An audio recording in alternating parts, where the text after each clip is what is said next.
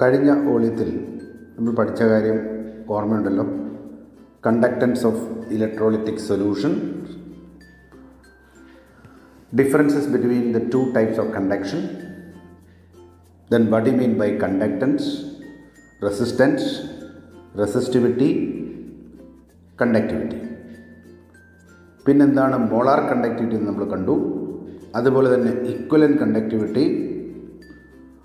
Molar കണ്ടക്ടിവിറ്റിയും equivalent കണ്ടക്ടിവിറ്റിയും തമ്മിൽ എങ്ങനെയാണ് ബന്ധപ്പെട്ടിരിക്കുന്നത്. അത് കഴിഞ്ഞ് നമ്മൾ കണ്ടത് measurement of conductivity of solution. അതോടൊപ്പം variation of conductivity and molar conductivity with concentration. Then limiting molar conductivity, variation of molar conductivity with concentration for strong electrolyte and weak electrolyte. അവസാനമായി നമ്മൾ കണ്ടത് Kohlrausch's law of independent migration of ions and its applications.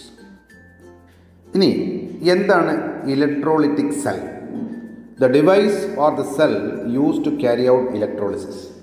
ഇലക്ട്രോളിസിസിനെ carry out ചെയ്യാൻ വേണ്ടി നമ്മൾ ഉപയോഗിക്കുന്ന device അഥവാ സെല്ലിനെ വിളിക്കുന്ന പേരാണ് ഇലക്ട്രോലൈറ്റിക് സെൽ. ഇലക്ട്രോലൈറ്റിക് സെല്ലിൽ രണ്ട് ഇനാർട്ട് ഇലക്ട്രോഡുകൾ ഒരു ഇലക്ട്രോലൈറ്റ് സൊല്യൂഷനിൽ താഴ്ത്തി വെച്ചതിന് ശേഷം ഒരു ഇലക്ട്രോഡ് ബാറ്ററിയുടെ നെഗറ്റീവ് ടെർമിനലുമായിട്ട് കണക്ട് ചെയ്യുന്നു. അതിനെ നമ്മൾ കാഥോഡായിട്ട് പരിഗണിക്കുന്നു. അതുപോലെ തന്നെ മറ്റൊരു ഇലക്ട്രോഡ് ബാറ്ററിയുടെ പോസിറ്റീവ് ടെർമിനലുമായി കണക്ട് ചെയ്തിരിക്കുന്നു. അതിനെ ആനോഡ് എന്നുണ്ട്. അപ്പോൾ വൈദ്യുതി കടന്നു പോകുമ്പോൾ ഈ ഇലക്ട്രോലൈറ്റിന് ഡിസോസിയേഷൻ സംഭവിക്കുകയും തുടർന്നുണ്ടാകുന്ന കാറ്റിയോണും ആനിയോണും വിപരീത ചാർജുള്ള ഇലക്ട്രോഡുകളിലേക്ക് മൂവ് ചെയ്യുകയും ആ ഇലക്ട്രോഡുകൾ ചാർജിനെ നഷ്ടപ്പെടുത്തി ഡിസ്ചാർജ് ചെയ്യുന്നതായിട്ടും കണ്ടു. എന്താണപ്പോൾ electrolysis? The chemical decomposition of electrolyte by the passage of electricity is called electrolysis. ഏതെങ്കിലും ഒരു ഇലക്ട്രോലൈറ്റിൽ കൂടി കറണ്ടിനെ നമ്മൾ കടത്തിവിട്ട് കഴിഞ്ഞാൽ ആ ഇലക്ട്രോലൈറ്റിന് കെമിക്കൽ ഡീകമ്പോസിഷൻ സംഭവിക്കും. ദാറ്റ് മീൻസ് അതിൻ്റെ ഘടക അയോണുകളായി മാറുന്നു.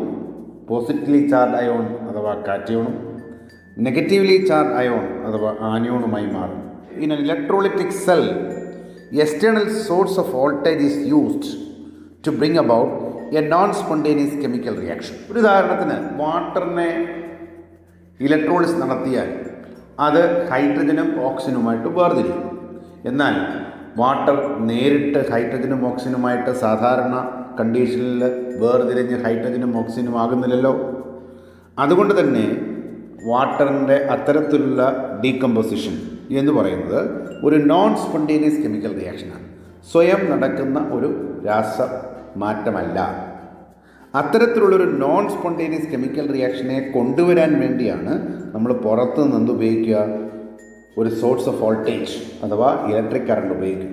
അങ്ങനെ കറണ്ടിനെ ഉപയോഗിച്ച് സ്വയം നടക്കാത്ത ഒരു പ്രവർത്തനത്തെ ഒരു ഇലക്ട്രോലൈറ്റിക് സെല്ലിൽ നമ്മൾ കൊണ്ടുവരുന്നു. അപ്പോൾ സാധാരണ ഇലക്ട്രോളിസിസിൽ പ്രധാനമായും 3 സ്റ്റെപ്പുകളാണുള്ളത്. ഒന്ന്, ഡിസോസിയേഷൻ ഓഫ് ഇലക്ട്രോലൈറ്റ്. ഒരു ഇലക്ട്രോലൈറ്റ് അതിൻ്റെ ഘടക അയോണുകളായി വേർതിരിക്കുന്നു. എപ്പോഴും അതിൽ കൂടി കറണ്ട് പാസ് ചെയ്യും. അങ്ങനെ ഘടക അയോണുകളായി വേർതിരിഞ്ഞു കഴിഞ്ഞാൽ പിന്നെന്താണ് സംഭവിക്കുക? Migration of ions to their respective electron. ഇത്തരത്തിൽ ഉണ്ടാകുന്ന പോസിറ്റീവ് അല്ലെങ്കിൽ നെഗറ്റീവ് അയോൺ വിപരീത ചാർജുള്ള ഇലക്ട്രോഡുകളിലേക്ക് സ്വയം മൂവ് ചെയ്യും. അങ്ങനെ മൂവ് ചെയ്ത് കഴിഞ്ഞാൽ എന്ത് സംഭവിക്കും? Discharge of ion at their respective electron. Cation കാഥോഡിൽ ചെന്ന് ഇലക്ട്രോണിനെ ഗെയിൻ ചെയ്ത് ഡിസ്ചാർജ് ചെയ്യും. അതുകൊണ്ട് അവിടെ എന്ത് സംഭവിക്കുന്നു? റിഡക്ഷൻ. അങ്ങനെ റിഡക്ഷൻ നടക്കുന്ന ഇലക്ട്രോഡ് ആയതുകൊണ്ടാണ് അതിനെ നമ്മൾ എന്ത് വിളിച്ചത്? കാഥോഡ്. എന്നാൽ anion negative charge ion positive ഇലക്ട്രോഡായ ആനോഡിലേക്ക് പോവുകയും അവിടെ ഇലക്ട്രോണിനെ ലൂസ് ചെയ്ത്, ദാറ്റ് മീൻസ് ഓക്സിഡേഷന് വിധേയമായി ചാർജിനെ നഷ്ടപ്പെടുത്തും.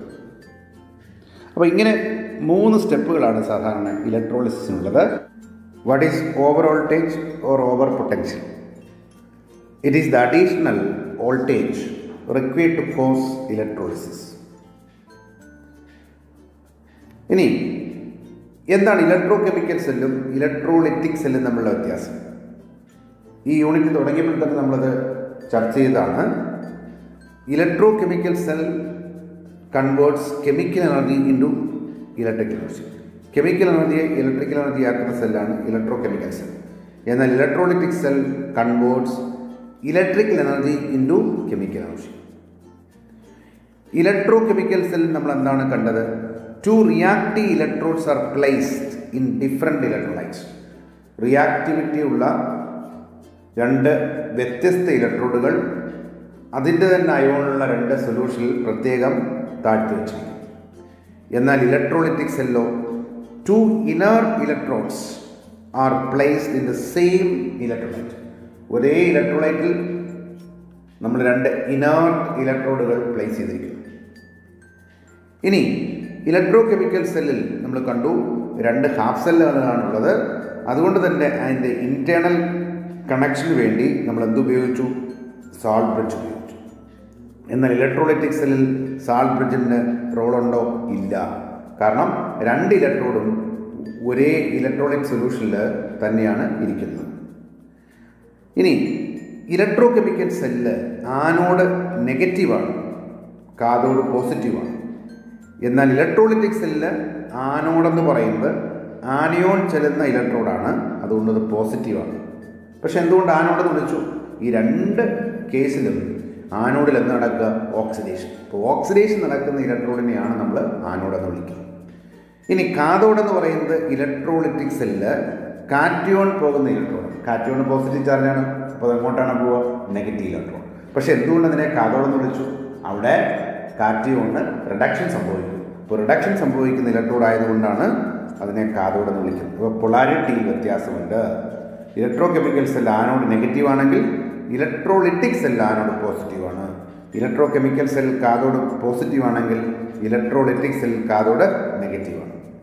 ഇനി ഒരു electro chemical cell reaction is spontaneous. സ്വയം നടക്കുന്ന ഒരു റിഡോക്സ് റിയാക്ഷൻ്റെ ഫലമായി ഉണ്ടാകുന്ന കെമിക്കൽ എനർജി നേരിട്ട് ഇലക്ട്രിക്കൽ എനർജി ആകുകയാണ്. അപ്പോൾ അവിടുത്തെ സെൽ റിയാക്ഷൻ അപ്പോൾ എന്താണ്? സ്പോണ്ടേനിയസ് ആണ്.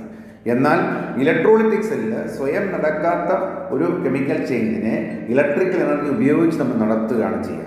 അതുകൊണ്ട് തന്നെ അവിടെ റിയാക്ഷൻ എന്ന് പറയുന്നത് നോൺ സ്പോണ്ടേനിയസ്. ഇനി നമുക്ക് ഇലക്ട്രോളിസിസിൻ്റെ ക്വാണ്ടിറ്റേറ്റീവ് ആസ്പെക്ട്സിനെ കുറിച്ച് നോക്കാം. Quantitative aspects of electrolysis it is given by Michael Faraday. അപ്പോൾ ഒരു ഇലക്ട്രോളിസിന് ഫലമായി ആനോഡിലും കാഥോഡിലും പ്രോഡക്റ്റുകൾ ഉണ്ടാകുന്നുണ്ട്. അപ്പോൾ നമ്മൾ കടത്തിവിടുന്ന കറണ്ടിന് ആനുപാതികമായി എത്ര എമൗണ്ട് സബ്സ്റ്റൻസ് കാഥോഡിൽ അല്ലെങ്കിൽ ആനോഡിൽ ലിബറേറ്റ് ചെയ്യും അല്ലെങ്കിൽ ഡെപ്പോസിറ്റ് ചെയ്യും, ഇതിനെക്കുറിച്ച് ഡീറ്റെയിലായി സ്റ്റഡി ചെയ്ത സയൻറ്റിസ്റ്റാണ് മൈക്കൽ ഫാരഡേ. അപ്പോൾ ഇലക്ട്രോളിസിസ് നടത്തുമ്പോൾ കാഥോഡിൽ അല്ലെങ്കിൽ ആനോഡിൽ ഡെപ്പോസിറ്റ് ചെയ്യുന്ന വസ്തുവിൻ്റെ അളവ് എന്നുള്ളത് അതിൽ കൂടി കടന്നു പോകുന്ന കറണ്ടിന് അനുസരിച്ചിരിക്കും എന്നാണ് അദ്ദേഹത്തിൻ്റെ പഠനം തെളിയിച്ചത്. എല്ലാ ഇലക്ട്രോളിസിസിലും ഇത് ബാധകമാണ്. അതുകൊണ്ട് തന്നെ ഈ concept is called the Faraday's first law of electrolysis. ഇപ്പോൾ Faraday's first law of electrolysis states that the weight of the substance deposited or liberated at an electrode is directly proportional to the quantity of current passed through the electrolytic solution. ഒരു electrolytic സൊല്യൂഷനിലൂടെ കടന്നു പോകുന്ന കറണ്ടിന് ആനുപാതികമാണ് ആനോഡിൽ അല്ലെങ്കിൽ cathode deposit ചെയ്യുന്ന സബ്സ്റ്റൻസിൻ്റെ weight എന്ന് പറയും. And this is Faraday's first law. So Faraday's first ലോയുടെ നിർവചനം എന്താണ്? ഒരു ഇലക്ട്രോഡിൽ ഡെപ്പോസിറ്റ് ചെയ്യുന്ന അല്ലെങ്കിൽ ലിബറേറ്റ് ചെയ്യുന്ന പദാർത്ഥത്തിൻ്റെ വെയിറ്റ് എന്ന് പറയുന്നത് അതിൽ കൂടി കടന്നു പോകുന്ന കറണ്ടിന് ആനുപാതികമാണ്. That means W is proportional to Q. Therefore, W is equal to a proportionality constant Z into Q, where Z is a proportionality constant called electrochemical equivalent. Suppose a current of I ampere is passed for t second, then the quantity of current Q is equal to current in ampere multiplied by time in second. Therefore, Q is equal to IT. Therefore, the equation becomes W is equal to Z into IT. Z into IT. Suppose if I is taken as 1 ampere and T is taken as 1 second, that means 1 ampere current is passing through the solution in 1 second, then the amount of substance deposited or liberated, or the weight of the substance deposited or liberated, become equal to Z, because I into T, that means 1 into 1, 1. Therefore, W is equal to Z. Therefore, the electrochemical equivalent Z of a substance may be defined as the weight of the substance deposited, when current of 1 ampere is passed for 1 second. Any problem related to Faraday's first law? Faraday's first law വെച്ച് ഏത് problem ചോദിച്ചാലും നമുക്ക് വളരെ സിമ്പിളായിട്ട് അതിനെ solve ചെയ്യാം.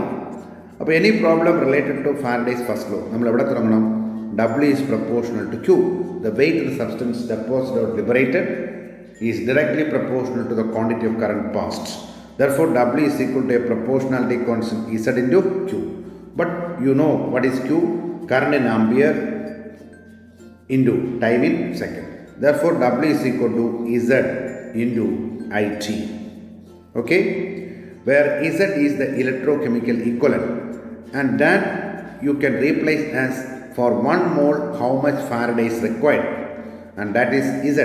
Therefore, Z is equal to m by n of the ini baaki endundu IT. So this is a very important equation, or a simple equation to solve any problem related to Faraday's first law. Weight of substance deposited or liberated കണ്ടുപിടിക്കണം. നമുക്ക് കണ്ടുപിടിക്കാമല്ലോ. Current in ampere തന്നിരിക്കും, time in second തന്നിരിക്കും, substance ഏതെന്നറിയാം, അപ്പോൾ molar mass അറിയാം. അതിൽ നിന്ന് 1 മോൾ ഡെപ്പോസിറ്റ് ചെയ്യാൻ ഹൗ മെനി ഫാരഡേസ് റിക്വയർഡ്, അതിൻ്റെ ചാർജിൽ നിന്ന് നമുക്ക് മനസ്സിലാക്കാം. അപ്പോൾ W is equal to m by n of into IT. ഇനി ഏതെങ്കിലും ഒരു സബ്സ്റ്റൻസിൽ കൂടി ഒരു പർട്ടിക്കുലർ ആംപിയർ കറണ്ട് പാസ് ചെയ്യുമ്പോൾ, ഫോർ എക്സാമ്പിൾ ഒരു particular amount of substance deposit ചെയ്തെന്നിരിക്കട്ടെ, അങ്ങനെയാണെങ്കിൽ എത്ര നേരം കറണ്ട് പാസ് ചെയ്യണം? ഇപ്പോൾ ടൈം ഇൻ സെക്കൻഡ് നമുക്ക് കണ്ടുപിടിക്കാം. കറണ്ട് ഇൻ ആംപിയർ തന്നിട്ടുണ്ട്, ഡെപ്പോസിറ്റ് ഇൻ സബ്സ്റ്റൻസിൻ്റെ വെയിറ്റ് തന്നിട്ടുണ്ട്, കൂടാതെ സബ്സ്റ്റൻസ് അറിയാം, അപ്പോൾ എൻ്റെ മോളാർ മാസ് അറിയാം, അപ്പോൾ നമ്പർ ഓഫ് ഫാരഡേ റിക്വയർഡ് അതും അറിയാം. അപ്പോൾ അങ്ങനെ ഏത് ക്വസ്റ്റ്യൻ ചോദിച്ചാലും, ഇപ്പോൾ കറണ്ട് ഇൻ ആംപിയർ കണ്ടുപിടിക്കണമെങ്കിൽ I കണ്ടുപിടിക്കാം, ടൈം ഇൻ സെക്കൻഡ് കണ്ടുപിടിക്കണമെങ്കിൽ T കണ്ടുപിടിക്കാം, weight of substance deposit or liberate ചോദിച്ചാൽ W കണ്ടുപിടിക്കാം. So any problem related to Faraday's first law one can solve by using this equation W is equal to m by n of into IT. ഇവിടെ ഓരോന്നും എന്തിനെ കാണിക്കുന്നു നോക്കാം. W weight of the substance deposited or liberated, m molar mass of the substance, n number of moles of electron transferred, F Faraday's constant nearly 96,500 coulomb per mole, I current in ampere, T time in second. Charge of 1 mole of electron, അതാണ് 1 Faraday. 1 മോൾ ഇലക്ട്രോണിൻ്റെ charge എങ്ങനെ കണ്ടുപിടിക്കും? 1 ഇലക്ട്രോണിൻ്റെ charge എത്രയാണ്?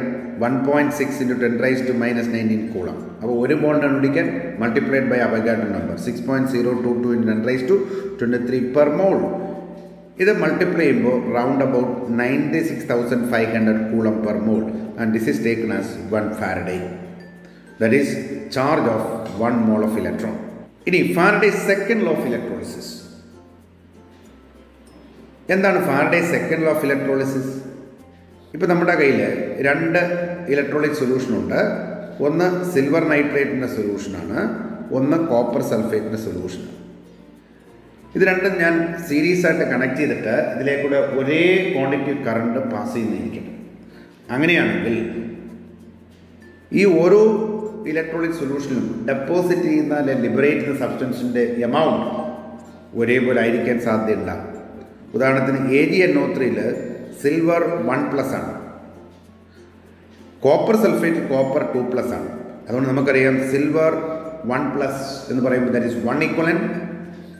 Copper 2+ എന്ന് പറയുമ്പോൾ net charge 2+ ആണ്, അതുകൊണ്ട് ഇത് 2 equivalent ആണ്.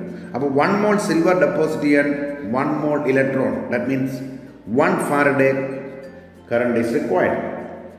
എന്നാൽ കോപ്പർ 1 mole ഡെപ്പോസിറ്റ് ചെയ്യുമ്പോൾ 2 moles of electron, that means 2 Faraday's required.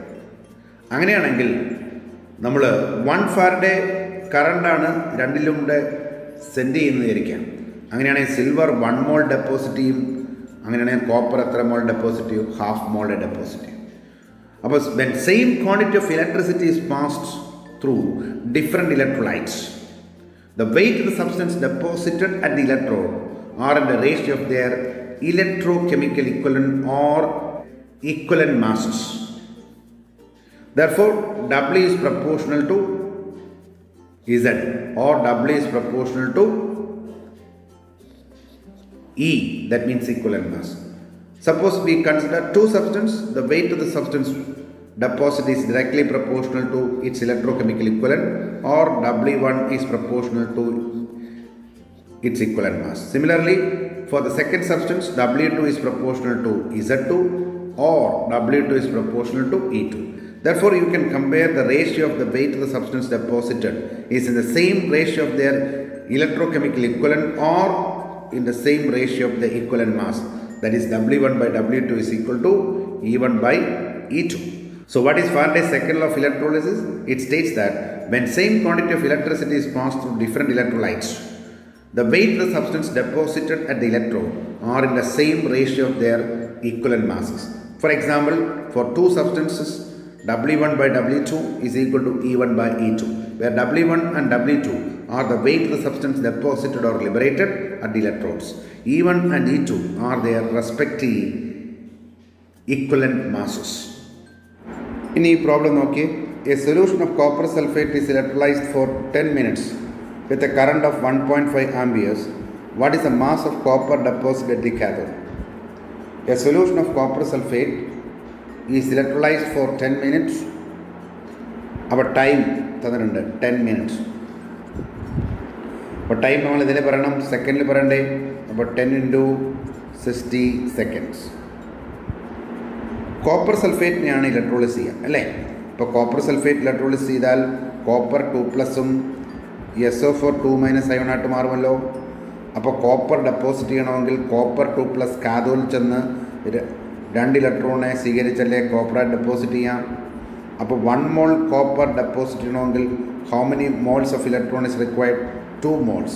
Therefore, the number of Faraday required is 2 Faraday. Now, any problem related to Faraday's first law, you can solve by using the equation W is proportional to Q. Therefore, W is equal to a proportionality constant Z into Q. Therefore, W is equal to Z into, what is Q? Current in ampere into time in second. ഇനി ഇസഡിനെ എങ്ങനെയാണ് നമ്മൾ replace ചെയ്തത്? For 1 mole, how many Faraday? Therefore, Z is replaced as M by NF into IT. എന്താ കണ്ടുപിടിക്കേണ്ടത്? What mass of copper deposited at the cathode? അപ്പോൾ weight of copper deposited കണ്ടുപിടിക്കണം. അപ്പോൾ W is equal to M by NF into IT. അപ്പോൾ weight of copper ആണ് നമുക്ക് കണ്ടുപിടിക്കേണ്ടത്. weight of copper deposited അതാണ് നമുക്ക് കണ്ടുപിടിക്കുന്നത്. അപ്പോൾ M molar mass of copper, അത് ക്വസ്റ്റിൽ തന്നിരിക്കും. 63.5 gram per mole. Current in ampere 1.5 ampere. T time in second. അപ്പോൾ മിനിറ്റിൽ തന്ന ടൈമിനെ സെക്കൻഡ് ആക്കാൻ വേണ്ടി 60 കൊണ്ട് മൾട്ടിപ്ലൈ ചെയ്യും. Divided by NF. എന്തായിരുന്നു NF? 2 ഫാരഡേ എന്നല്ലേ നമ്മൾ കണ്ടത്. അപ്പോൾ 2 into 96,500 coulomb per mole. So per mole cancel. Ampere second is called coulomb. അപ്പോൾ കൂളം ക്യാൻസൽ. അപ്പോൾ ആൻസർ കിട്ടും ഗ്രാമിൽ കിട്ടും. അപ്പോൾ ഇത് സോൾവ് ചെയ്യുമ്പോൾ 0.296 ഗ്രാം എന്ന് കിട്ടും. ഇനി അടുത്ത ക്വസ്റ്റ്യൻ നോക്കിയേ. If a current of 0.5 ampere flows through a metallic wire for 2 hours, then how many electron would flow through the wire? എന്താണ്? If a current of 0.5 ampere flows through a metallic wire for 2 hours, then how many electron would flow through the wire? നമുക്കറിയാം quantity of current Q എന്ന് പറയുന്നത് current in ampere in time in second അല്ലേ. The quantity of current is same as the number of Faraday required. Is equal to IT. ശരിയല്ലേ? Therefore, number of moles of electrons is equal to IT divided by F. അപ്പോൾ therefore total number of electrons, number of moles of electron നമുക്ക് കിട്ടി എങ്ങനെയാണ്? IT by F. Therefore total number of electron, മോള് തന്നാൽ എണ്ണം കണ്ടുപിടിക്കാൻ എന്ത് ചെയ്യും? അവഗാഡ്രോ നമ്പർ കൊണ്ട് മൾട്ടിപ്ലൈ ചെയ്യും. Therefore IT divided by F into NA. ഇനി നമുക്ക് തന്നിരിക്കുന്ന വാല്യൂ സബ്സ്റ്റിറ്റ്യൂട്ട് ചെയ്താൽ മതിയല്ലോ. Current in ampere 0.5 ampere, time in second 2 അവർ. അപ്പോൾ അതിന് സെക്കൻഡ് ആകുമ്പോൾ 2 × 60, അപ്പോൾ മിനിറ്റായി. വീണ്ടും 60 കൊണ്ട് മൾട്ടിപ്ലൈ ചെയ്യുമ്പോൾ സെക്കൻഡായി. Then NA Avogadro number 6.022 × 10⁻³ per mole divided by F Faraday's constant 96,500 coulomb per mole. Ampere second is called coulomb. അപ്പോൾ coulomb cancel, per mole cancel. അപ്പോൾ യൂണിറ്റ് എല്ലാം വെട്ടിപ്പോയി. അപ്പോൾ നമ്മൾ സോൾവ് ചെയ്യുമ്പോൾ കിട്ടുന്നത് എണ്ണമാണ്. അപ്പോൾ number of electrons flows through the wire is equal to 2.247 × 10⁻²². ഇനി പ്രോഡക്റ്റ് ഓഫ് ഇലക്ട്രോളിസിസ്. ഒരു ഇലക്ട്രോളിസിസിൻ്റെ പ്രോഡക്റ്റിനെ സ്വാധീനിക്കുന്ന ഘടകങ്ങൾ ഏതൊക്കെയാണെന്ന് നോക്കാം. A product of electrolysis depends on the nature of the electrode. ഇലക്ട്രോഡിൻ്റെ സ്വഭാവം അനുസരിച്ച്. അതായത് if the electrode is inert, നമ്മൾ സാധാരണ ഉപയോഗിക്കുന്ന ഇനേർട്ട് ഇലക്ട്രോഡാണ്. For example platinum, gold etcetera. അങ്ങനെ ഇനേർട്ട് ഇലക്ട്രോഡ് ഉപയോഗിച്ച് കഴിഞ്ഞാൽ അത് ഇലക്ട്രോഡ് റിയാക്ഷനിൽ പങ്കെടുക്കില്ല. That means it does not participate in the electrode reaction. എന്നാൽ ഒരു റിയാക്റ്റീവ് ഇലക്ട്രോഡാണ് ഉപയോഗിക്കുന്നതെങ്കിലോ ആ ഇലക്ട്രോഡ് റിയാക്ഷനിൽ പങ്കെടുക്കും. Thus, the product of electrolysis may be different for reactive and inert electrode. അങ്ങനെയാണെങ്കിൽ ഒരേ ഇലക്ട്രോലൈറ്റിനെ ഇലക്ട്രോളിസ് നടത്തുമ്പോൾ നമ്മൾ ഇനേർട്ട് ഇലക്ട്രോഡ് ഉപയോഗിക്കുമ്പോഴുള്ള പ്രോഡക്റ്റ് അല്ല ഒരു റിയാക്റ്റീവ് ഇലക്ട്രോഡ് ഉപയോഗിച്ചാൽ ചില പ്രോഡക്റ്റിൽ വ്യത്യാസം സംഭവിക്കും. അതുകൊണ്ട് nature of electrode is A factor. പ്രത്യേകിച്ച് റിയാക്റ്റീവ് ഇലക്ട്രോഡ് ഉപയോഗിച്ച് കഴിഞ്ഞാൽ at anode, instead of the anion to get oxidized, the electrode itself get oxidized in the solution. അപ്പോൾ റിയാക്റ്റീവ് ഇലക്ട്രോഡ് ഉപയോഗിച്ചാൽ ആനോഡിൽ ആനിയോൺ ഓക്സിഡൈസ് ചെയ്യുന്നതിന് പകരം ഇലക്ട്രോഡ് തന്നെ ഓക്സിഡൈസ് ചെയ്ത് സൊല്യൂഷനിലേക്ക് പോകും. ഇനി ഒരു ഇലക്ട്രോളിസിസിൽ ഒന്നിൽ കൂടുതൽ ഇലക്ട്രോലൈറ്റ് ഉണ്ട് എന്നിരിക്കട്ടെ. അങ്ങനെയാണെങ്കിൽ അവിടെ ഒന്നിൽ കൂടുതൽ കാറ്റയോണും ഒന്നിൽ കൂടുതൽ ആനിയോൺസും ആ സൊല്യൂഷനിൽ ഉണ്ടാവുമല്ലോ. അങ്ങനെ വരുമ്പോൾ ഏത് കാറ്റയോൺ ഡിസ്ചാർജ് ചെയ്യും അല്ലെങ്കിൽ ഏത് ആനിയോൺ ഡിസ്ചാർജ് ചെയ്യും എന്നുള്ളത് അവരുടെ ഓക്സിഡൈസിങ് ആൻഡ് റെഡ്യൂസിങ് ടെൻഡൻസി അനുസരിച്ചിരിക്കും. അതുകൊണ്ട് തന്നെ the different oxidising and reducing species present in the electrolytic cell and their standard electrode potential. ഉദാഹരണത്തിന് ഒന്നിൽ കൂടുതൽ കാറ്റയോൺ ഉണ്ടെങ്കിൽ കാഥോഡിൽ എന്താ നടക്കുക? റിഡക്ഷൻ. അപ്പോൾ ആരുടെ റിഡക്ഷൻ പൊട്ടൻഷ്യലാണോ കൂടുതൽ അത് കാഥോഡിൽ ഡിസ്ചാർജ് ചെയ്യും. Number 3 over potential. അതുപോലെ തന്നെ വേറൊരു ഫാക്ടറാണ് നേച്ചർ ഓഫ് ദ ഇലക്ട്രോലൈറ്റ്. ഇലക്ട്രോലൈറ്റിൻ്റെ സ്വഭാവം. Some electrolysis processes. എക്സാമിന് ചോദിക്കാവുന്ന ഒരു ക്വസ്റ്റ്യനാണ് predict the product of electrolysis in the following എന്ന് പറഞ്ഞ് 1-2 ക്വസ്റ്റ്യൻസ് തരാം. ഉദാഹരണത്തിന് electrolysis of molten sodium chloride using platinum electrode. അപ്പോൾ electrolysis of molten sodium chloride using platinum electrode. Sodium chloride ഉരുകിയ അവസ്ഥയിലാണ്. അതിന് ഇലക്ട്രോളിസിസ് നടത്തുമ്പോൾ Na+ അയോൺ മെൽറ്റ് ഫോമിലും Cl- അയോൺ മെൽറ്റ് ഫോമിലും കിട്ടും. അപ്പോൾ ഇവിടെ പ്രോഡക്റ്റ് ഓഫ് ഇലക്ട്രോളിസിസ് പ്രഡിക്റ്റ് ചെയ്യുക വളരെ ഈസിയാണ്. കാരണം ഒറ്റ കാറ്റയോണേ ഉള്ളൂ, അത് Na+ അയോണാണ്. അത് കാഥോഡിൽ ചെന്ന് ഇലക്ട്രോണെ ഗെയിൻ ചെയ്ത് സോഡിയമായിട്ട് റെഡ്യൂസ് ചെയ്യും. അപ്പോൾ product of electrolysis at cathode sodium. ആനോഡിൽ എന്ത് സംഭവിക്കും? ഒറ്റ ആനയോണേ ഉള്ളൂ. ആരാണ്? Cl-. ആ Cl- ആനോഡിൽ ചെന്ന് ഓക്സിഡേഷൻ വിധേയമാവും. ഇലക്ട്രോണെ ലൂസ് ചെയ്ത് ക്ലോറിൻ ഗ്യാസ് ആയിട്ട് പുറത്തു വരും. The product of electrolysis at anode chlorine gas, the product of electrolysis at cathode sodium. Molten sodium ക്ലോറിനെ ഇലക്ട്രോളിസിസ് നടത്തുമ്പോൾ കാഥോഡിൽ സോഡിയം കിട്ടും, ആനോഡിൽ ക്ലോറിൻ ഗ്യാസും കിട്ടും എന്ന് നമ്മൾ കണ്ടു. എന്നാൽ അക്വസ് സോഡിയം ക്ലോറിനെ ഇലക്ട്രോളിസിസ് നടത്തിയാൽ കിട്ടുന്ന പ്രോഡക്റ്റ് എന്താണെന്ന് നോക്കാം. അക്വസ് സോഡിയം ക്ലോറൈഡ് എന്ന് പറയുമ്പോൾ സോഡിയം ക്ലോറൈഡ് വാട്ടറിൽ കിടക്കാണ്. അപ്പോൾ ഇലക്ട്രോളിസ് നടത്തുമ്പോൾ NaCl Na പ്ലസും Cl മൈനസും ഡിസോസിയേറ്റ് ചെയ്യുന്നു. വാട്ടർ മോളിക്യൂൾ H പ്ലസും OH മൈനസുമായിട്ട് അയണൈസ് ചെയ്യുകയും ചെയ്യും. അപ്പോൾ നമുക്കിവിടെ ഒന്നിൽ കൂടുതൽ കാറ്റയൺ ഉണ്ട്.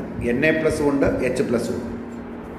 അപ്പോൾ ഈ രണ്ട് കാറ്റയോണിലും ആർക്കാണോ റിഡക്ഷനുള്ള ടെൻഡൻസി കൂടുതൽ അതായിരിക്കത്തില്ലേ കാഥോഡ് ഡിസ്ചാർജ് ചെയ്യാം. അപ്പോൾ Na പ്ലസിലും H പ്ലസിലും റിഡക്ഷൻ പൊട്ടൻഷ്യൽ അഥവാ E0 വാല്യൂ കൂടുതൽ ആർക്കാണ്? ഹൈഡ്രജനാണ്. Sodium is a reactive metal, അതുകൊണ്ട് തന്നെ E0 value is large negative. അതുകൊണ്ട് കാഥോഡിൽ E0 വാല്യൂ കൂടിയ ഹൈഡ്രജൻ ഇലക്ട്രോണെ ഗെയിൻ ചെയ്ത് ഹൈഡ്രജൻ ഗ്യാസായിട്ട് റെഡ്യൂസ് ചെയ്യും. അതിന് കാരണം എന്താണെന്ന് ചോദിച്ചാൽ നമ്മളെന്ത് പറയും? Discharge potential of H plus is less than Na plus. ഈ H പ്ലസിൻ്റെ ഡിസ്ചാർജ് പൊട്ടൻഷ്യൽ Na പ്ലസിനേക്കാൾ കുറവാണ്. കാരണം എന്താ? H പ്ലസ് ഇലക്ട്രോണെ ഗെയിൻ ചെയ്യുന്ന പ്രവണത കൂടുതലാണ്. That means E0 value of hydrogen is higher than sodium. So that the discharge potential of H plus is less than that of Na plus.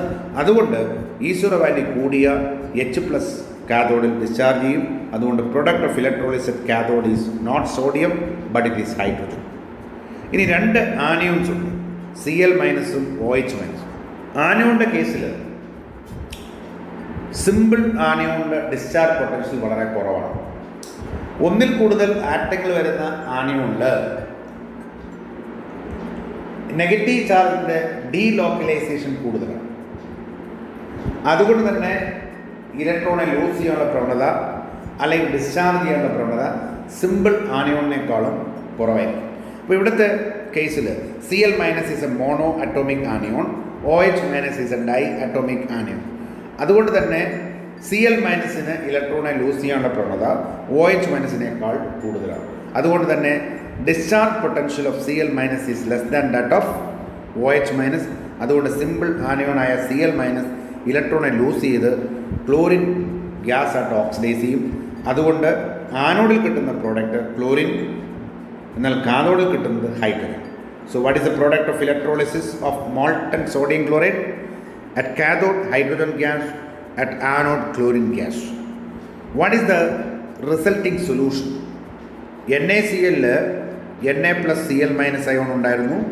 Water ionise ചെയ്തപ്പോൾ H plus OH minus അയോണും കിട്ടി. H പ്ലസിൻ്റെ E0 value കൂടുതലായതുകൊണ്ട് H plus discharge ചെയ്തു. Simple ആനിയോണായ Cl minus discharge potential കുറവായതുകൊണ്ട് അതും discharge ചെയ്തു. അപ്പോൾ പിന്നെ സൊല്യൂഷനിൽ മിച്ചം ഉള്ളത് Na പ്ലസും OH മൈനസും. Therefore the resulting solution is sodium hydroxide, and therefore you can say the resulting solution is basic.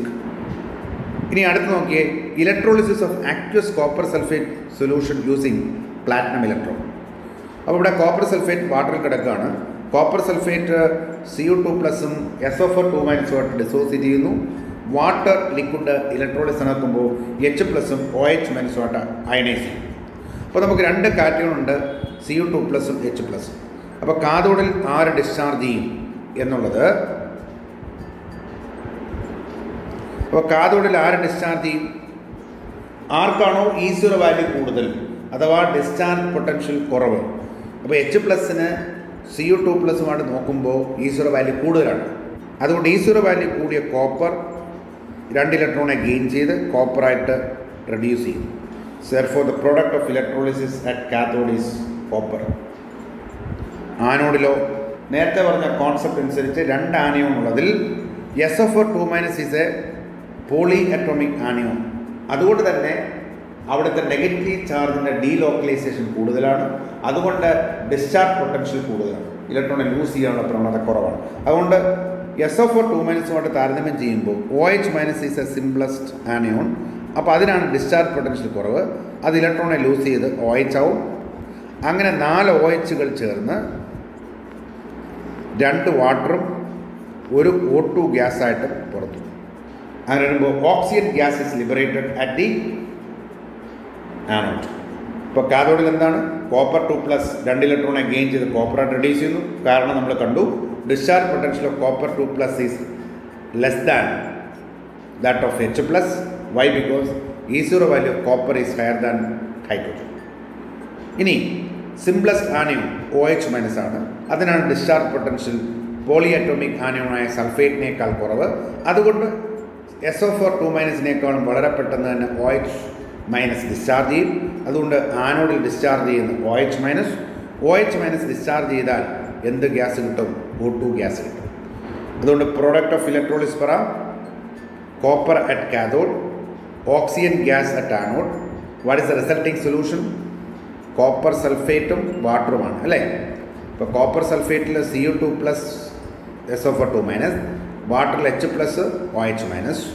ഇവിടെ കോപ്പറിൻ്റെ ഡിസ്ചാർജ് പൊട്ടൻഷ്യലാണ് കുറവ്. കാരണം കോപ്പറിൻ്റെ E0 വാല്യൂ ആണ് H+-നേക്കാളും കുറവ്. അതുകൊണ്ട് കോപ്പർ 2+ ഡിസ്ചാർജ് ചെയ്തു. സിംപ്ലസ്റ്റ് ആനിയോണായ OH- ഡിസ്ചാർജ് ചെയ്തു. So what is remaining there in the solution? H+ and SO4 Therefore the resulting solution is H2SO4, and hence we can say the resulting solution is acidic. ഇനി അടുത്ത് നോക്കിയേ, electrolysis of aqueous copper sulfate solution using copper electrode. എന്താ വ്യത്യാസം? മൂന്നാമത്തെ example നമ്മൾ കണ്ടത് copper sulphate solution using platinum electrode. അവിടെ electrode is inert. അതുകൊണ്ട് ഇലക്ട്രോഡിന് യാതൊരു റോളുമില്ല. Electrode does not involve in the electrode reaction. എന്നാൽ ഇവിടെ കോപ്പർ ഇലക്ട്രോഡാണ് ഉപയോഗിച്ചിരിക്കുന്നത്. That's a reactive electrode. ഇപ്പോൾ നമ്മൾ എന്താ കണ്ടത് നേരത്തെ? If the electrode is reactive, it will enter into the electrode reaction, and therefore particularly at anode, instead of the anion to get oxidized, the electrode itself get oxidized. അതാണ് നമ്മൾ കണ്ടത്. അപ്പോൾ ഇവിടെ നോക്കാം, CuSO4 ഇലക്ട്രോളിസ് നടത്തുമ്പോൾ Cu2+ ആയിട്ടും SO4 ആയിട്ടും വേർതിരിക്കും. Water ionise ചെയ്ത് H+ഉം OH- ആയിട്ടും മാറും. കാഥോഡിൽ പോകാൻ Cu2+ഉം H+ ഉണ്ടെങ്കിലും ഡിസ്ചാർജ് പൊട്ടൻഷ്യൽ കോപ്പർ 2+-നാണ് കുറവ്. ആരേക്കാൾ? H+-നേക്കാൾ. കാരണം is value of copper is higher than that of hydrogen. അതുകൊണ്ട് കോപ്പർ 2+ കാഥോഡിൽ വന്ന് ഇലക്ട്രോണെ ഗെയിൻ ചെയ്ത് കോപ്പറായിട്ട് റെഡ്യൂസ് ചെയ്തു. എന്നാൽ രണ്ട് ആനയോൺ ഇവിടെ ഉണ്ട്, SO4 OH-. പക്ഷേ ആനോഡിൽ ചെന്ന് ഈ ആനയോൺ ഡിസ്ചാർജ് ചെയ്യാൻ പറ്റത്തില്ല, ഓക്സിഡേഷൻ നടത്താൻ പറ്റുന്നില്ല. കാരണം the electrode is reactive. Therefore the electrode itself get oxidized. Here copper itself get oxidized as Cu2+ by losing 2 electrons. എന്താ കാര്യം? Since the electrode is reactive, it is attacked by the anion, and therefore instead of the anion to get oxidized, the electrode itself get oxidized in solution.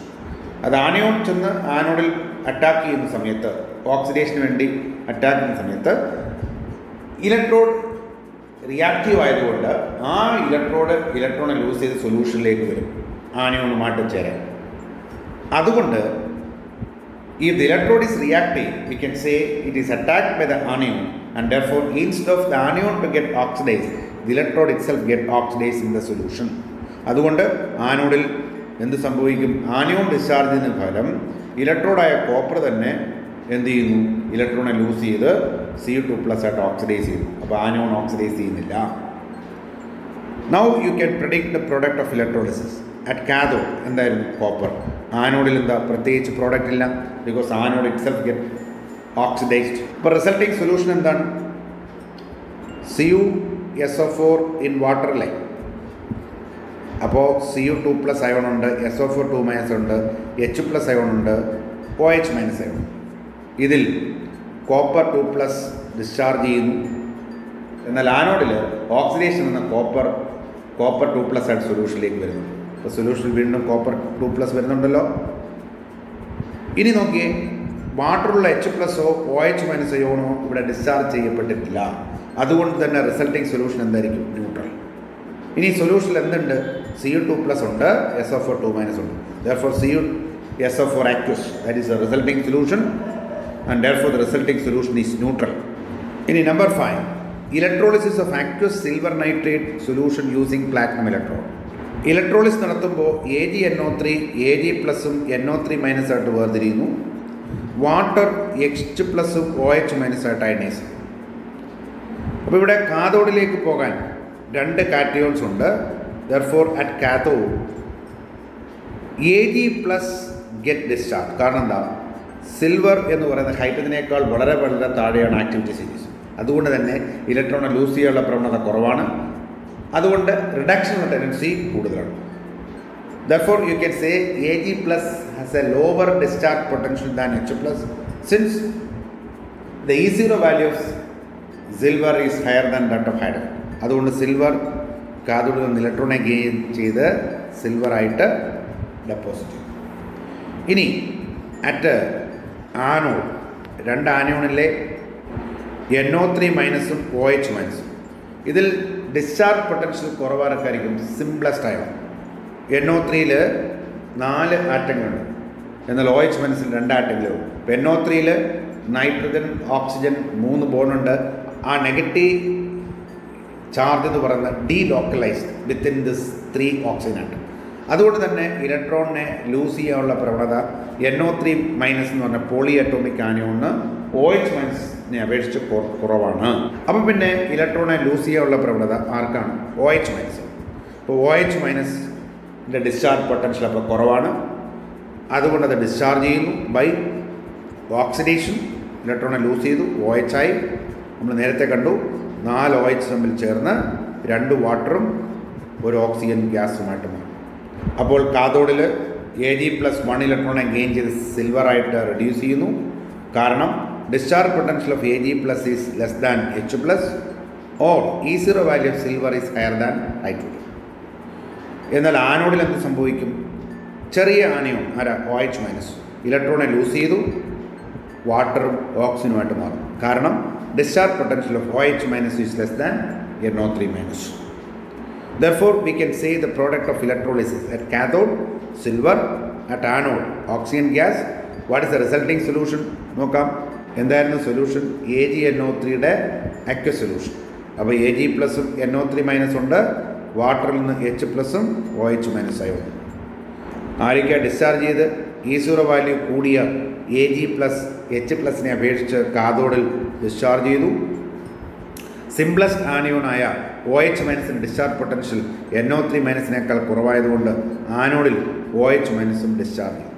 അപ്പോൾ resulting solution എന്താണ്? H+ഉം NO3, that is HNO3.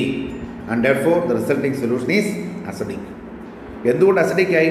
വാട്ടറിൽ OH minus discharge ചെയ്തു. അപ്പോൾ ആരാണ് മിച്ചം വരുന്നത്? H+. അപ്പോൾ H+ excess ആണ് സൊല്യൂഷനിൽ. That's why the resulting solution is acidic. ഇനി നോക്കിയേ, aluminium metal cannot be produced by the electrolysis of aqueous solution of aluminium salt. അപ്പോൾ അലുമിനിയം മെറ്റലിനെ അലുമിനിയത്തിൻ്റെ ആക്വസ് സൊല്യൂഷനിൽ നിന്ന് ഇലക്ട്രോളിസിസ് വഴി വേർതിരിക്കാൻ സാധ്യമല്ല. കാരണം എന്ത്? അലുമിനിയം സോൾട്ടിനെ ഇലക്ട്രോളിസ് ചെയ്യുമ്പോൾ കാറ്റയോണായിട്ട് Al3+ ഉണ്ട്, അതിൻ്റെ കൗണ്ടർ ആനിയോണുമുണ്ട്, അല്ലേ? ആക്വസ് സൊല്യൂഷൻ ആയതുകൊണ്ട് അവിടെ H+ഉം OH മൈനസ് അയോണും ഉണ്ട്. അപ്പോൾ 2 കാറ്റയോണുണ്ട്, അലുമിനിയം കാറ്റയോണും H+.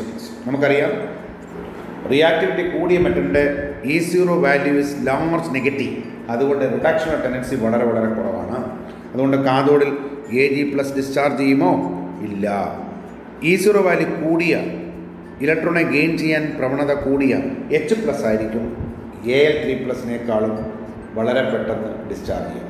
അതുകൊണ്ട് Al3+ സൊല്യൂഷൻ കിടക്കത്തേ ഉള്ളൂ, പകരം H+ ആയിരിക്കും ഡിസ്ചാർജ് ചെയ്യുക. അപ്പോൾ നമുക്ക് അലുമിനിയത്തെ അതിൻ്റെ ആക്വസ് സൊല്യൂഷൻ ഇലക്ട്രോളിസ് വഴി വേർതിരിക്കാൻ സാധ്യമാണോ? അല്ലല്ലോ. എന്താ കാരണം?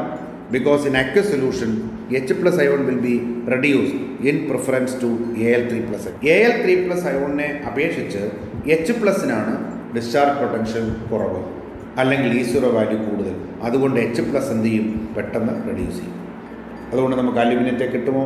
ഇല്ല. കാരണം the discharge potential of H+ ion is less. ഇനി അസൈൻമെൻറ്റ് ക്വസ്റ്റ്യൻസ് നോക്കിയേ, ഇത് നിങ്ങൾ ചെയ്യുമല്ലോ. Write the differences between electrochemical cell and electrolytic cell.